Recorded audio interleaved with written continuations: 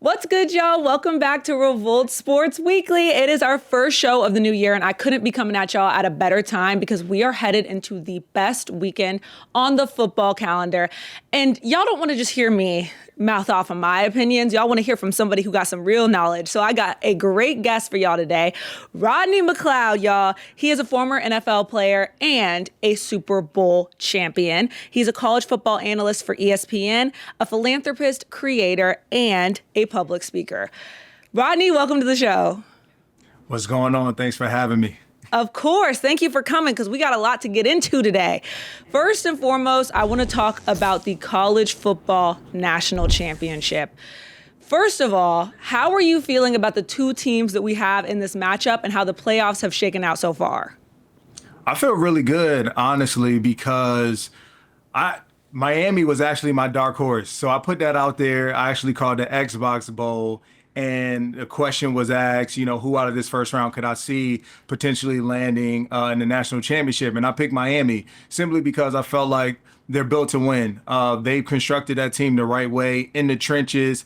Their offensive line is good. They have studs on the defensive line and Ruben Bain and Mesidor. And honestly, they have an experienced quarterback in Carson Beck that's been there before. And so the makeup was perfect for me. We can't forget they were nationally ranked at number 2. They had a fall off, but they bounced back. And they got skill position that can go, as you see in Malachi Tony. So they run the football, what you need to do in the playoffs, and they've been putting it on full display. And then when you think about Indiana on the other side, I mean, this is like a perfect season, Cinderella story. Like they haven't had, I feel like any struggles really. It's just been a straight line for them. Mendoza, Heisman Trophy winner. He's been playing great ball. And they play complementary football very well.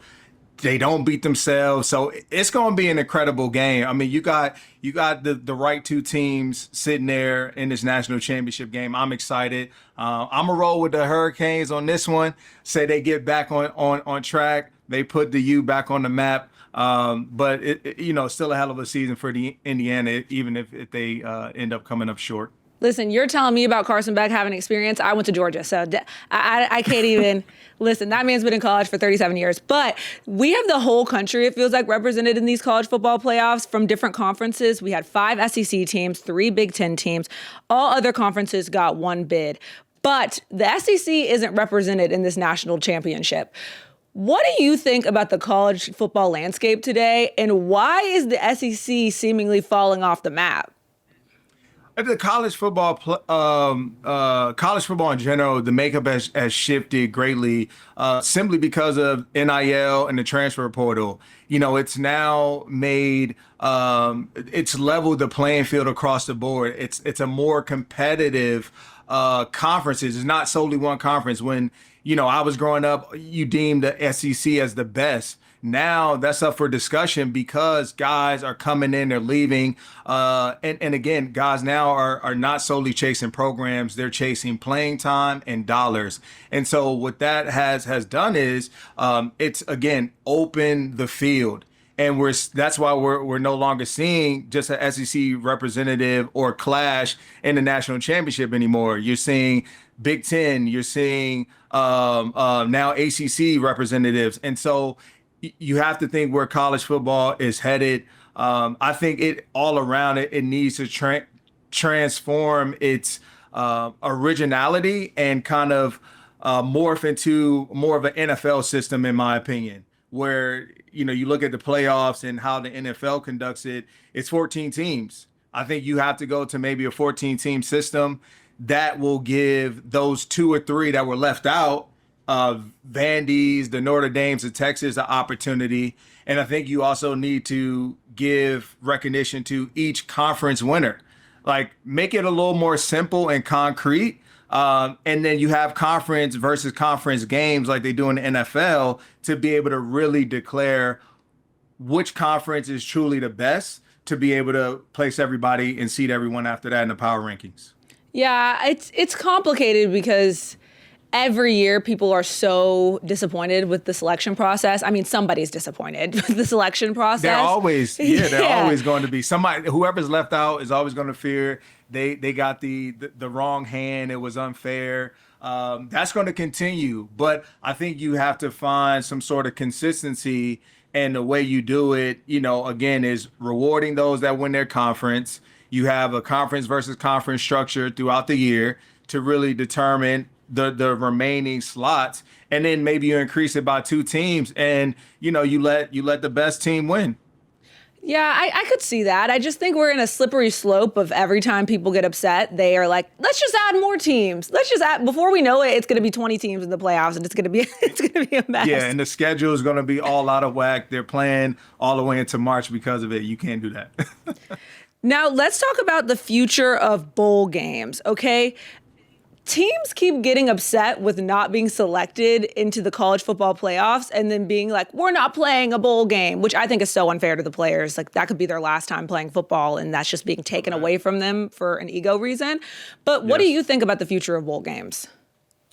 Personally, I stand behind bowl games. Bowl games matter to me. I was a player that unfortunately only made 1 bowl game at the University of Virginia, and that was my senior year, and that was my highlight of my career, to be honest with you. But you have to think about the players, like you said. The players are the ones that are getting the shorthand of the stick when it comes to, if you decide to remove bowl games, because let's be real, a lot of guys aren't making it to the National Football League. This is their last stamp with their team to line up and play football, to put on a uniform again. You have other players, maybe seniors, that haven't got an all-star invite yet. And what does that do for them? How can that increase their stock, their value at that point in time, being on a national stage, maybe going against a great opponent, and now a team is going to take a deeper dive in them? I'll give you a perfect example. I call the Alamo Bowl USC versus TCU, and you had a number of guys on USC who bowed out for respectful reasons, and you had a class of guys on TCU that played. Guys like Bud Clark, Eric McAllister, who are Senior Bowl invite guys, combine invites, and top in their position groups, who chose to play because they understand the importance of finishing the job with your team. But more importantly, backup quarterback in Ken Seals gets an opportunity to play because their starting quarterback leaves and goes in the portal, and he balls. And so you don't know, look, he didn't get a start all year, and he came in the biggest moment of their season, won them a bowl game, led them, had a magnificent game, and who knows if this can give him an invite into a training camp or OTA. So again, like, this is the dream come true for him, and you can't take that moment away from these kids. Before we get into the national championship, let's talk about the road to get here, specifically the semifinals.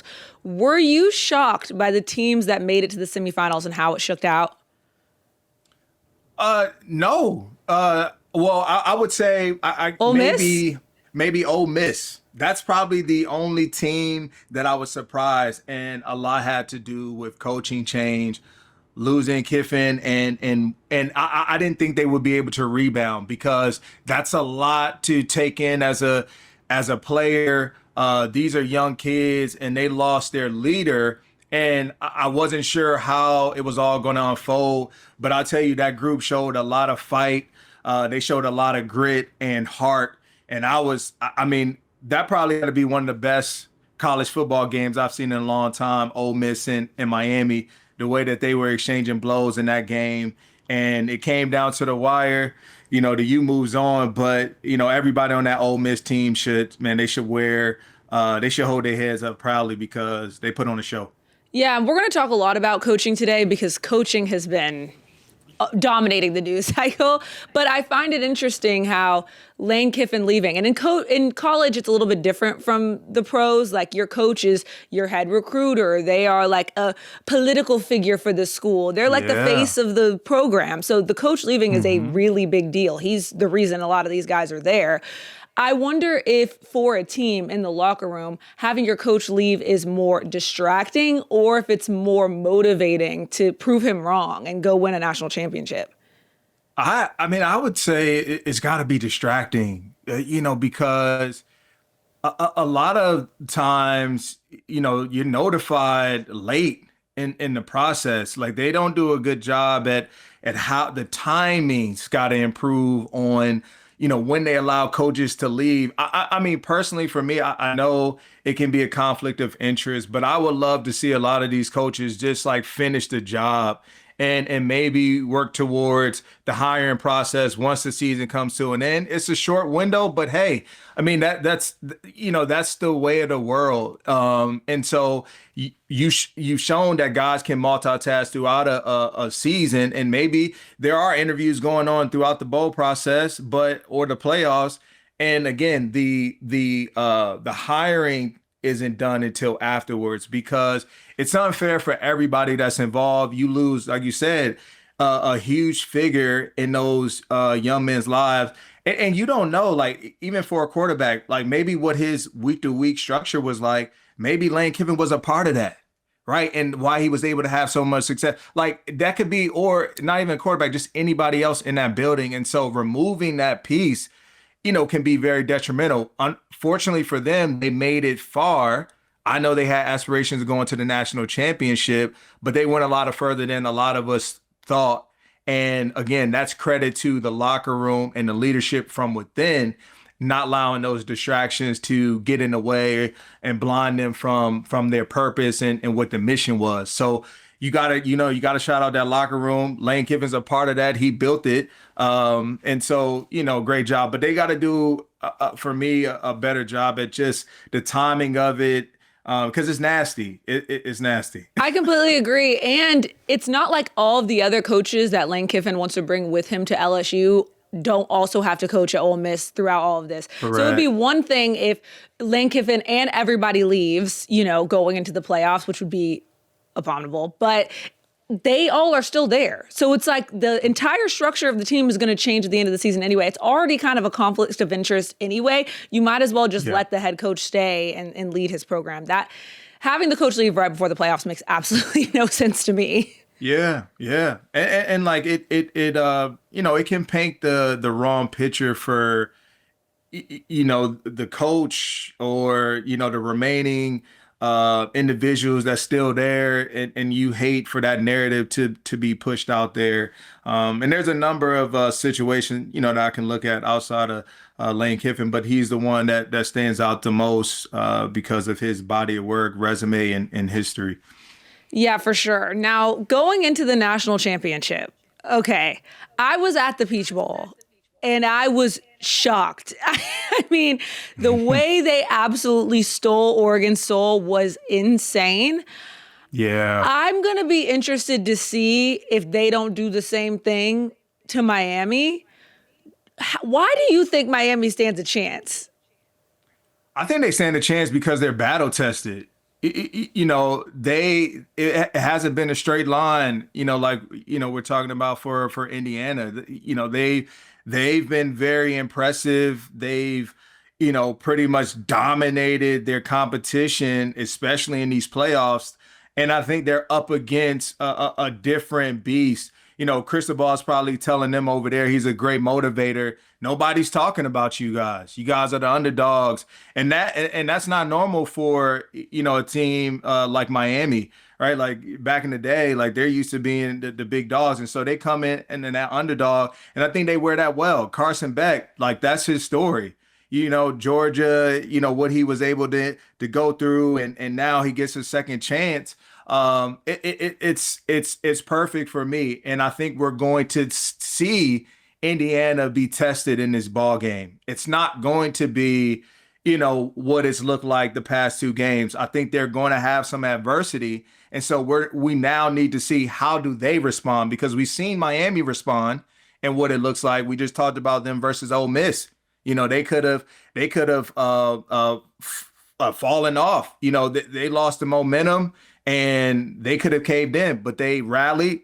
They answered every single time. And so I'm interested to see when Miami puts the pressure on Indiana, if they don't have the lead like they've been accustomed to, how do they respond? And can they weather that storm and put themselves in good position? Listen, that team At one point they scored like their billionth touchdown, right?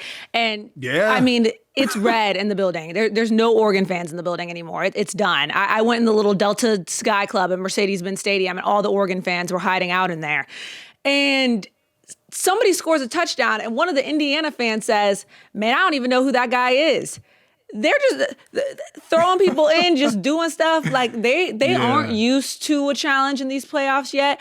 I think that I will be shocked if Miami is the team that presents that. I really do. But listen, I'm always going to root for a good game. But you're predicting a blowout again? I mean, I sure hope not. But I smelled. Who was it? Georgia played. Was it TCU? When oh God, I smell something like that because it was different. But hey. Yeah. I think the tide's got to turn. It's got to turn on the Hoosiers on this one, and we're gonna see what they're made of. And again, they still might be the first across the finish line, but I don't think it's going to be as sweet as it's been. Now, they do have an advantage on the Miami side of things because they're playing at home, which is crazy. That just like dismantles the whole neutral site of the whole thing. 60-40 probably, in favor of the U on this one, and being right there in their backyard. And that you can't discredit that either. Just that home presence, that familiarity of the grounds, the locker room, your weekly process, your family, those loved ones that you now are going to you're going to look up and see. So that's an extra level of motivation and also comfortability that Indiana might not have. That's true, but I think the entire state of Indiana is going to be in Miami. Oh, yeah, they're packing it out. They're packing it out, no question. Every single one of them that can make it there is going to be there. So I think that they'll both have fans in the building. But as somebody who had Carson Beck as my quarterback for years, I find it funny when everybody starts talking about all he went through, because it's like, it was not that bad at Georgia. Like, I mean, come on. Like, if anybody has gone through stuff, it's the Indiana football program. Carson Beck, I mean, I'm not saying it was all, roses, but like the trials and tribulations. Like, he was a winning quarterback at Georgia. He didn't win the national championship as a starter, but it was pretty good for him. But I have seen him at his best. I have also seen him throw a lot of INTs. I've also seen him at his worst in some big moments. When you look at the quarterbacks in this matchup, what do you see? When I look at the quarterbacks, starting with Carson Beck, it's exactly that. You have to look at his history. He has been careless with the football over the course of his career. And that is the same reason why Miami had that fall throughout the season, is because of his inability to throw the football to the right individual. And so I've been looking at him closely throughout these playoffs, and he's making the right decisions. What they're also doing a good job is just playing complementary football, making sure the run game is present, and not putting him in harm's way. And he showed me a lot last week, because there was also a time in that game where I said it called for them to go back and forth to throw the football down the field, and he wasn't scared of the moment. And that says a lot about a quarterback and what he's learned over the course of the season and his past. And so I'm encouraged going into this football game if I'm a Hurricane fan. And then you look at Mendoza. This guy is, he's playing lights out. Football IQ's off the charts. He knows exactly where he wants to go with the football. And so that is going to be the chess match. And I think what Miami has to focus on is, how do we try to confuse Mendoza? Because not many people have done it. He has a real good poise about him. And, I like him as a quarterback. And he's the primary reason why they're sitting where they're sitting. Like, he gets the ball to the right guys. He doesn't put it in harm's way. And when a big moment calls for it, he's answered every single time. And so we up against, a nice battle and from the quarterback perspective. I mean, when it's your 7th year college, no shade. Yeah, But like, for sure. you better not be scared of the moment. I mean, he was incredible against Ole Miss. Do not get me wrong. I'm not hating at all. But like, I would hope that you have a certain level of poise, especially since playing at a school like Georgia, you're not just like playing for fun. He's been playing in big games forever. Yeah. So Yeah. I don't doubt that Carson Beck will be ready for the moment. I'm just hoping, I want a good game. That's all. If Indiana steamrolls them in the national championship, that's going to be a mess. Okay. Now, No, for sure. before we move on into the pros, I want to talk about that transition that these players are going to have into the pros. How do you think that a good performance in this national championship game is going to impact these quarterbacks and their draft stock? It's huge, in my opinion, because, you're performing when the lights are brightest.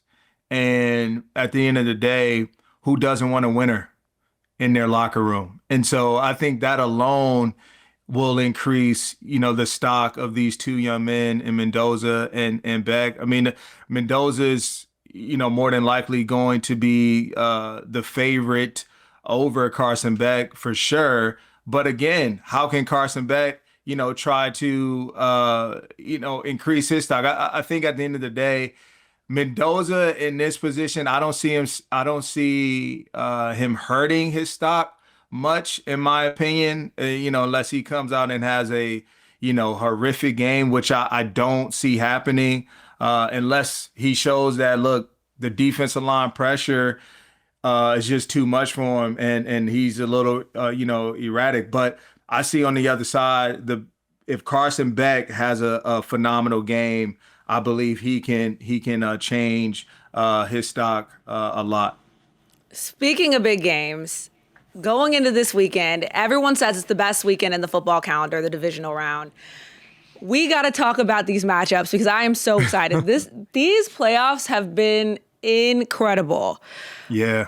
Before we talk about the teams that are left, we have to talk about the teams that we have lost. What happened to the Eagles?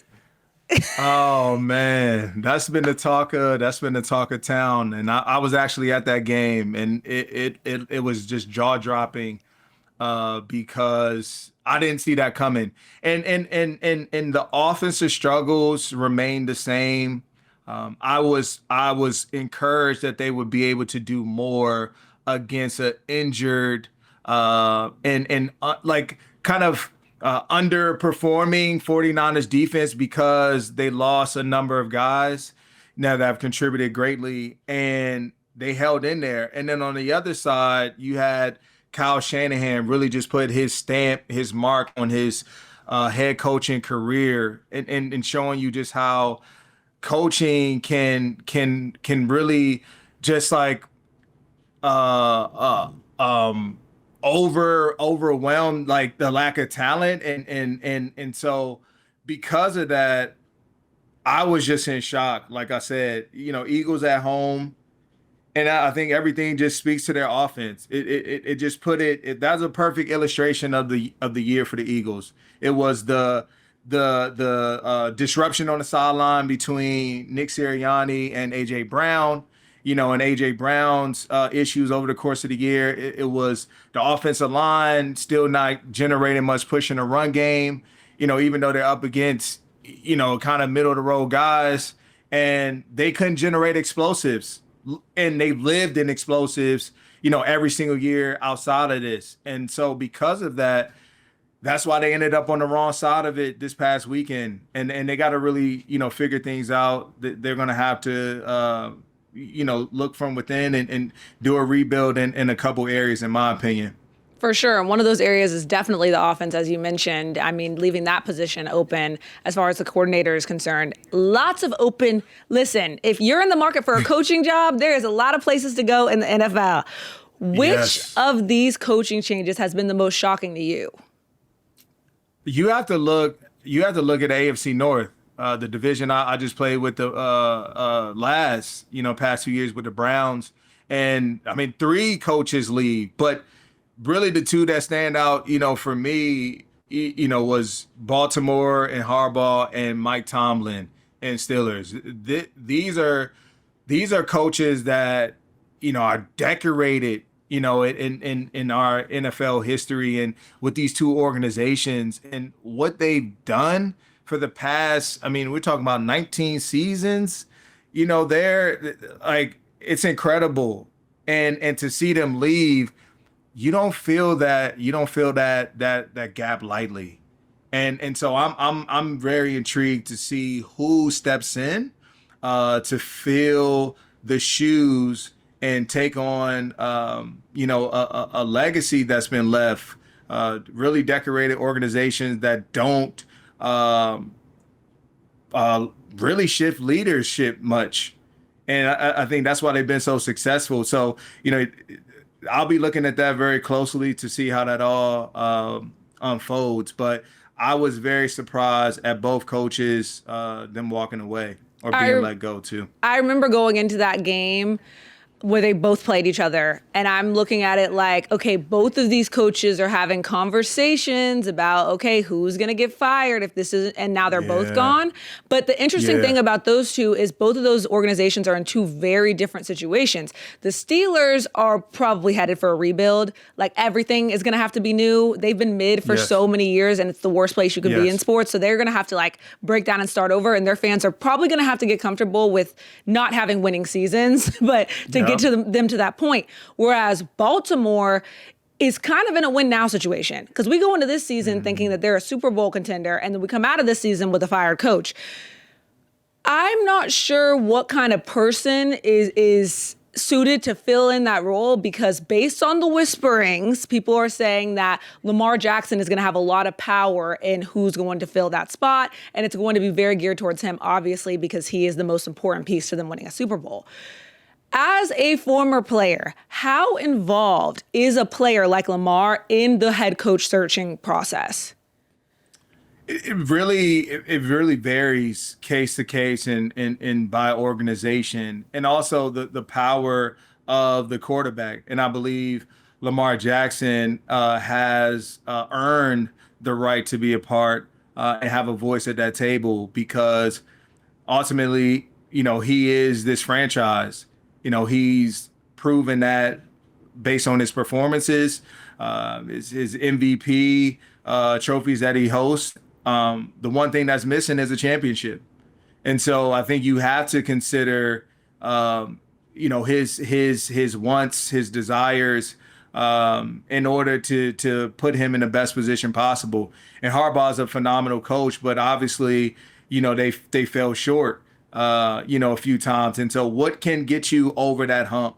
Is what they're looking for to get them back to that position that they're seeking. And like that was just a perfect illustration. You hit on it. The two teams are in completely different positions, and there is going to be a rebuild on the other side. And the Steelers, they're without key pieces, starting with the quarterback.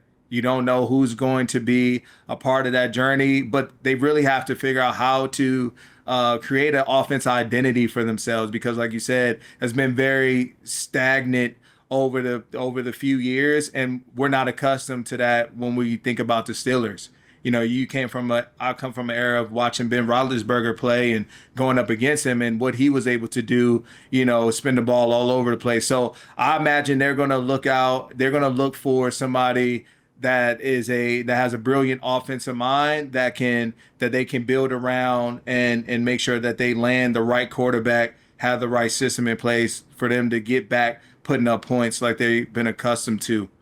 Yeah, I mean, when you look at Baltimore, they've been just a couple of really unfortunate moments, like drops, fumbles away from us not having this conversation and things Yeah. like that. One time, okay. Two times, okay. Three times, it starts to feel like coaching. It starts to feel like, I don't know if they're fully geared up or prepared for the moment. I don't know what it is, but when it Yeah. seems like that much bad luck that many times in a row, something's got to change. Yeah, like I felt for them, every single time because, there's so much pressure that's been placed on Lamar, since he's, walked in the league and now has some success. And it's like, okay, we're waiting for you to take that next step. and at least get you one. And so, as I said, maybe it's time for a change. Guys got complacent and accustomed to just the way of Harbaugh over the years and over time. And so, what better time than now to seek out change and you got to just lean into it and embrace it. The conversation around Lamar is so unfortunate because, if he just wins the Super Bowl, he is going to be in another stratosphere, involved in totally different conversations. People aren't going to be able to say certain things about him that they are obsessed with saying. I want that to happen for him so bad. But speaking of quarterbacks who need to shut some conversations up, we're going to talk about these playoffs, all right? Mm-hmm. First and foremost, we've got to talk about Bills-Broncos on Saturday. Oh, yeah. Now, I bring up quarterbacks because I'm going to talk about Josh Allen. And, they say no weapon formed against me shall prosper. Well, every weapon formed against Josh Allen has been carefully moved out of his path. True. Is this the opportunity? I feel like looking at it from that perspective, yes, it's a perfect opportunity. But when you peel back the onions and you look from within at what exists on this team, you have to kind of reconsider like those thoughts, because I don't think he has the best company around him that favors him to make a run in these playoffs. And there's a number of reasons why I say it, but I'll start with just the roster alone and what they're up against, this upcoming weekend. You're up against, the one of the best defenses in the National Football League, top in the sack department, and the secondary that has probably arguably one of the best tandems out. They're probably top 2, top 3 in Surtain and Moss. And so, do you have anybody on that side that could beat one-on-one matchups, and knowing that this defensive line is not going to give you much time to separate? And so with that, idea, I don't see Josh Allen going far. And then they don't have the home field advantage by their side. They don't have Bills Mafia, right there. You're going in hostile territory. They have to do it on the road, and that's tough. You need the right nucleus around you to make a run like this. And I just don't think he has the right supporting cast to get it done. He's not going to go out without a fight, though. Like that's what I saw after last week, but I just think this week is too much for him to carry on his own. And so if they want to win, the role players and the rest of the cast is going to have to do their part in a major way. And listen, it's kind of hard to be Superman when you've got a hurt foot, knee, and finger. Yes. Josh Allen is beat up right now. Telling you. But he putting it all on the line, and again, he's another one that, just is on the brinks of winning. But look, man, this will put him in a different league if he's able to will his team to victory this weekend. And all you just need to go 1-0 every week. And if they end up in that AFC Championship game, it's fair game. So, we'll see what happens. Listen, nothing is more motivating than the fact that there's a picture circulating around the internet. I don't know if you saw, of his wife, Haley Steinfeld, star of my movie of the year, Center. Shout out to Haley. But she is pictured in Broncos gear, hitting the dab after a playoff win a few years ago. Oh, no. No. That is going to haunt Josh if he loses this game, man. I need you to pull through, because that is not, can't have that. Yeah. Now let's move on to Texans Patriots. I'm super excited about this one after watching that Steelers game, because, this defense was so good, they might have pushed Aaron Rodgers to retire. I'm telling you, they're built to win a championship. We look at every other team and you talk about, the offense, this or that, but they get it done. Their defense really drives that football team, and they put it on full display, last week. They've done it for countless weeks over the course of this, 9-10 game winning streak that they're on right now. And they caught a lot of people by surprise, but I think it speaks to just D'Amico Ryan, his leadership, what he's been able to produce there. And you can't forget about, the young phenom and CJ Stroud. just again, like he doesn't have a lot at his disposal either, but he makes the most of it. And I think they know exactly the style of team that they are.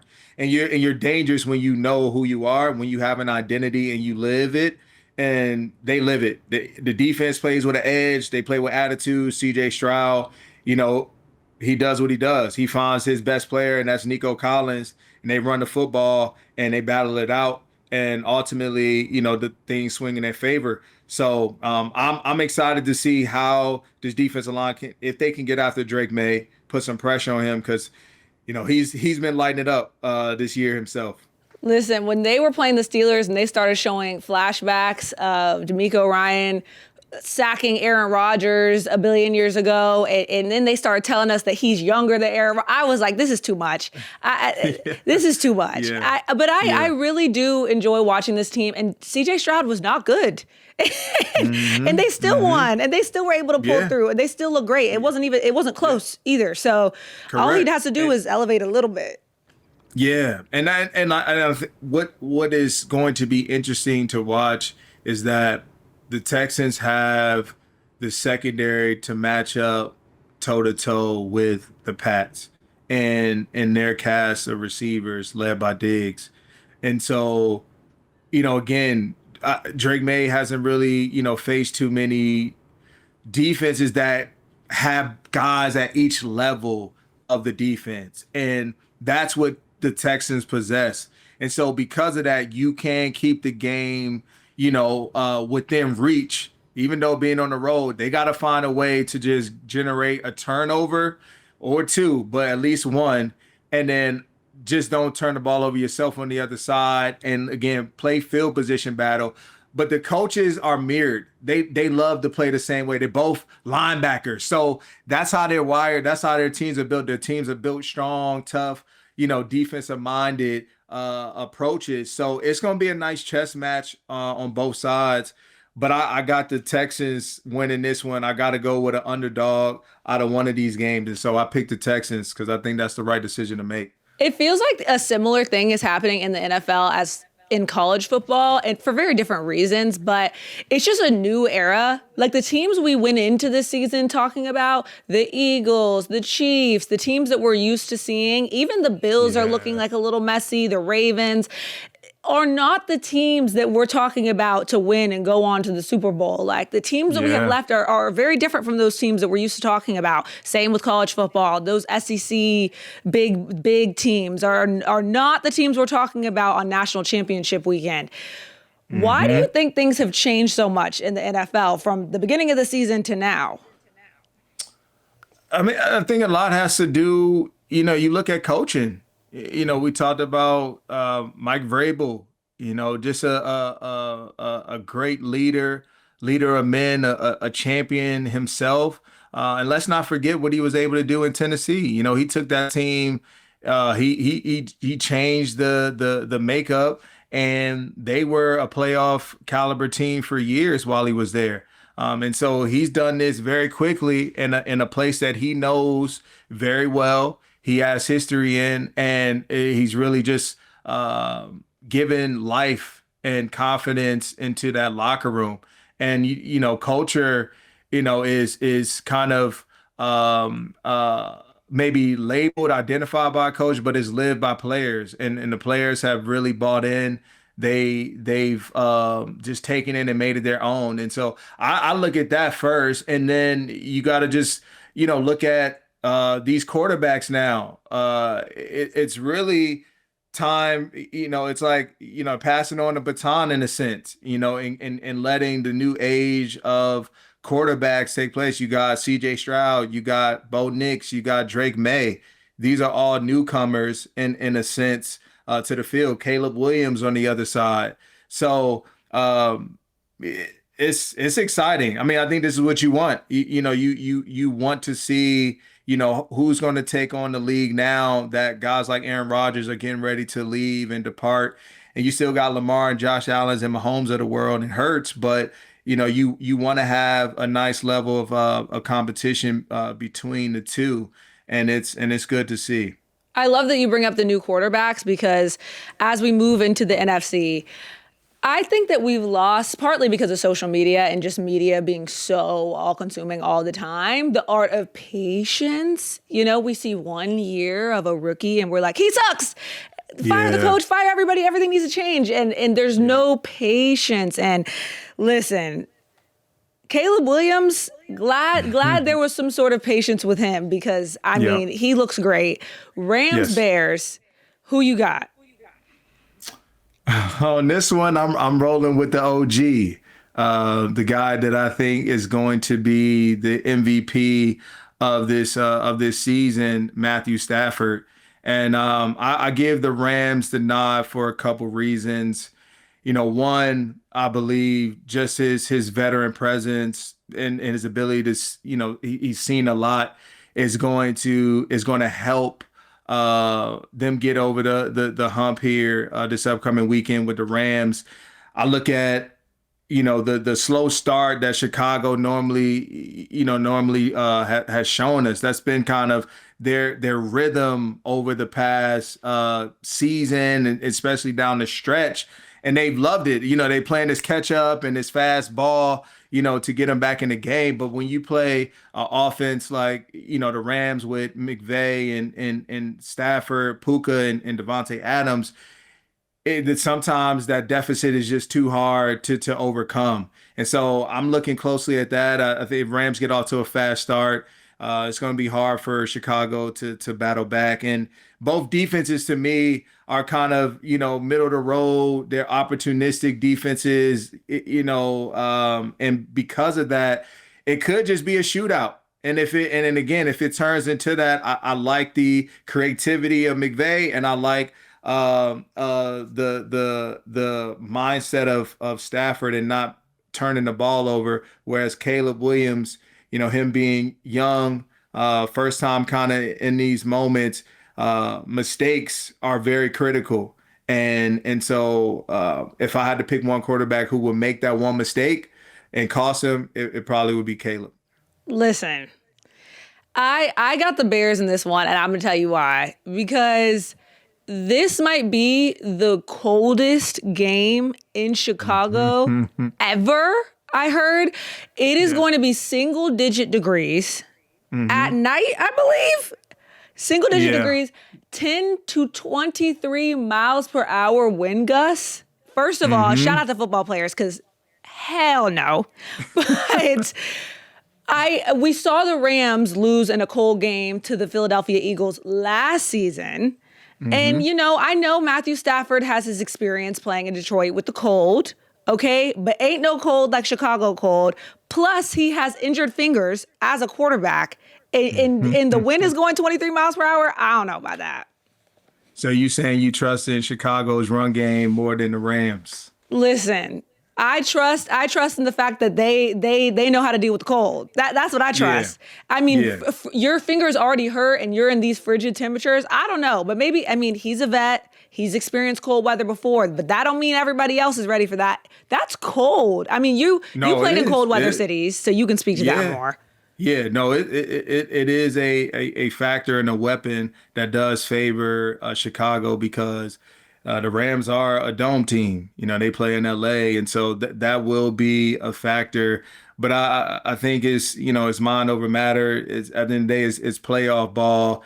And as much as we boast about Matthew Stafford and his passing ability, they can run the football as well. McVay doesn't shy away from running the football, and so that's why it's very well matched teams. But I gotta go with the Rams. Even despite them traveling to the cold. Let me ask you something. As a player, and this might sound silly, but fans want to know this because you look at a team like Miami that just that can't do nothing when it's cold. The temperature drops a few degrees and it's over. Okay, it's over.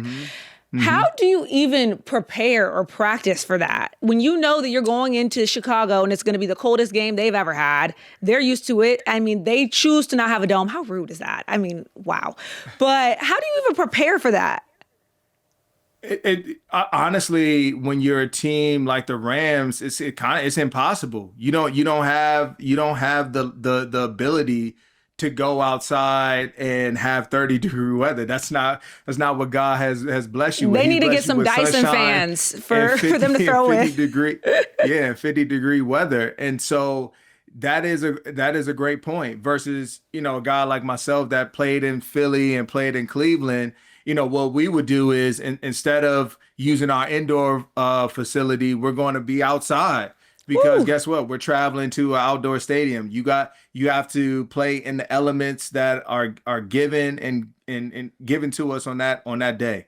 And so that's the way that we acclimated our bodies to the cold. But a good point. A team like Miami, a team like LA, the Chargers, they can't do that. You can't replicate that where you are. So that is something to be mindful of. And not everybody has come from cold climates.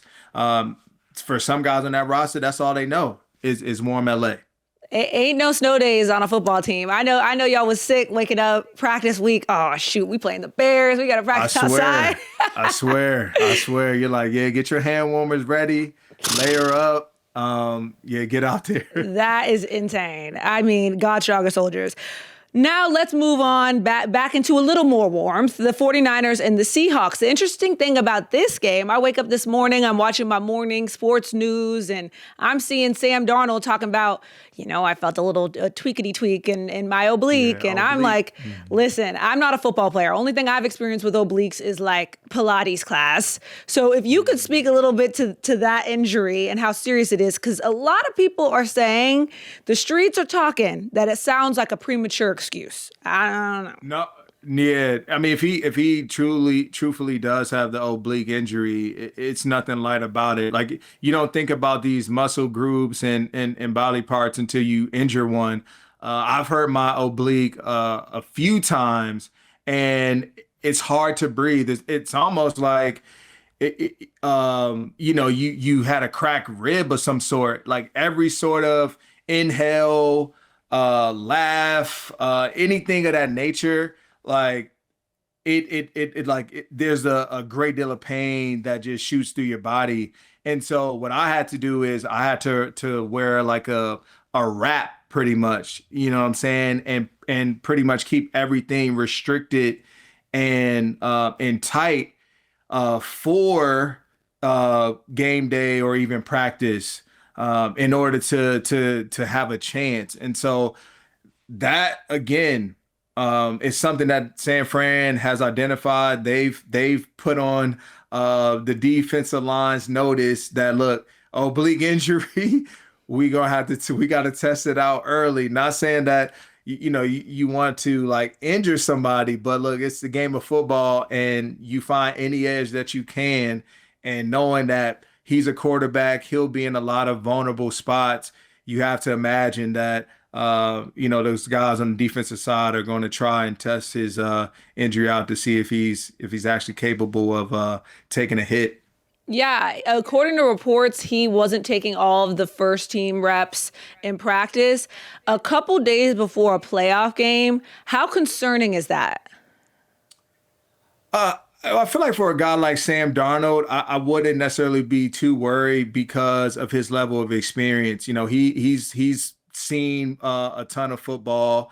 He's been in the system, all year now, and so he's able to still get those mental reps from a distance. That's the bonus in having a veteran quarterback. He doesn't necessarily need to be in the play to necessarily live out the play or know where the play it should be delivered. So that's not a concern to me. I think the biggest concern, again, is the injury and to see exactly how he's moving come game day. How does that affect his throwing motion? How does that impact his ability to keep his eyes down the field if there's pressure in his face, knowing that injury is lingering? Will he be hesitant to even run any, right? Like, is he going to be a more stationary quarterback? So all those things, I think should be a concern and something to look at when this game kicks off. Listen, these two teams have something in common: injuries. I mean, the 49ers have been dealing with it heavy. Who you Yeah. got in this matchup? I like Seattle. Despite the recent news and Sam Darnold, I like Seattle. They're at home. There's a division opponent, so like honestly, nothing really matters. These teams know each other like very well, and to me, it comes down to these two quarterbacks, Brock Purdy and Sam Darnold. They're very turnover happy individuals that have proven this over their time, playoffs and regular season, and so they both have a lot to prove. They're both system quarterbacks, in my opinion, and so it comes down to which defense can make this narrative come true and work in their favor, and then not only create the turnover, but take advantage of it, because that's where I felt like the Eagles also failed last week. They walked away with 2 or 3 turnovers in that game. I think 2 by Mitchell, interceptions, and they did nothing with it. Right? If that happens this weekend, Seattle has to capitalize, or vice versa. San Fran needs to, and I think that will be the difference maker in the football game. Now, as someone who has experienced Super Bowl confetti in your color, the happy kind, Yeah. who do you think is going to be playing in San Francisco this year? Woo!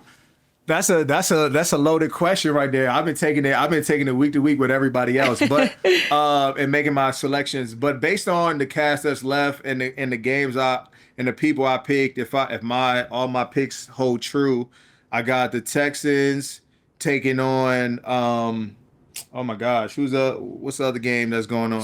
Broncos, yeah. Mm-hmm. Right? So Texans and Broncos. I gotta roll with. That's a good one. I'm gonna say Broncos. I'm gonna say Broncos go back for the AFC, and then I'm gonna say on the NFC side, I'm gonna roll with the Rams. Wow. I mean, at the beginning of the season, maybe I'm crazy, but like this was not what people were predicting at the beginning. And if somebody says so, maybe you're going to say so, but if somebody says so, they are lying. This was not what I was hearing at the beginning of the season. So very interesting season so far. I've been saying that the Rams are going to go to the Super Bowl as well, so I'm with you on that one.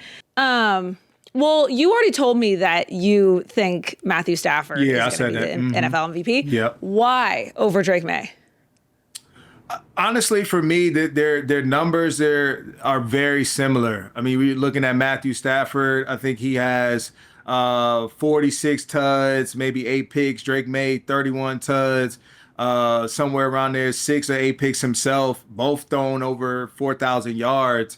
And it's very impressive. But I think ultimately, the nod goes to Stafford because without him, they don't go far, at all. And I think he is the answer for that football team. He's the most deserving of it. He's had a consistent body of work, since he's gotten back onto the football field this season. And so with that regard, I gotta give it to the OG Stafford, and these playoff runs should help him too. Listen, if I were Matthew Stafford, I'd be like, when did I become the OG? Everybody, all day, all week, the vet. Once you hit that point in your career, I know they're like, I'm not that old, but football old is different than real old, so whatever. Yep. Now, I am super excited to go into this weekend and watch all these games, see which of our picks come true, and see which one of us is right about this national championship matchup. Listen, I can't watch my ex-quarterback win a national championship. It just can't happen. I'm too much of a hater. Thank you guys so much for watching our first Revolt Sports Weekly of the new year. Make sure to keep it locked right here throughout the NFL playoffs to hear all our crazy takes and predictions, and make sure you are following us on social media so you can be a part of the conversation. Bye.